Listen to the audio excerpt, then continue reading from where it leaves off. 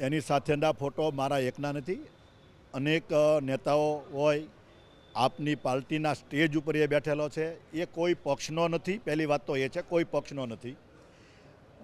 જે અમારે ત્યાં જાહેર જીવનમાં છે એટલે બધા જ લોકો સમજે છે કે અમે કોઈ ફંક્શનમાં જઈએ તો અમારી સાથે કોઈ ફોટા પડાવે અથવા અમને કોઈ કાર્ડ આપવા આવે, મંત્ર આપ્યા કે 5-10 જણા આવ્યા તો ફોટા પડાવે.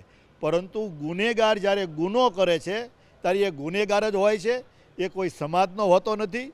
અને મેં આગળ હજી 1 વીક પહેલાં મારું ઇન્ટરવ્યૂ હતું, મેં જવાબ આપેલો છે કે મારી સાથે રહેતો હોય કે મારી ગાડી ફરતો હોય, આ તો એવું કાંઈ છે નહીં, એવો હોય તો પણ છોડવામાં નહીં આવે. અને એટલા જ માટે આની સામે પણ કડકમાં કડક કાર્યવાહી ક્યારેય ન થઈ એવી કાર્યવાહી આની સામે કરવાની છે. અમે જ્યારે અમારા કાર્યક્રમમાં જતા હોય ત્યારે કોઈ પણ ખેસ પહેરે, અમારા સમર્થક હોય એણે આપના તો સ્ટેજ ઉપર ખેસ પહેરો છે, આપના સ્ટેજ ઉપર બેઠા છે. હું એને તોય આને પોલિટિકલ નથી કરતો.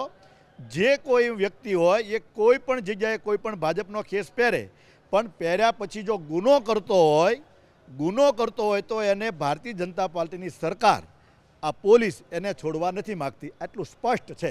અને નથી છોડ્યા એટલે જ આ બન્યું છે. પહેલાં આવું બનતું હતું કે નેતાઓની સાથે એવું નહીં, પણ આજ સુધીમાં નેતાઓ સાથે હોય, નેતાઓને જાણમાં આવ્યા પછી કોઈને છોડ્યો એવી એક ઘટના નથી.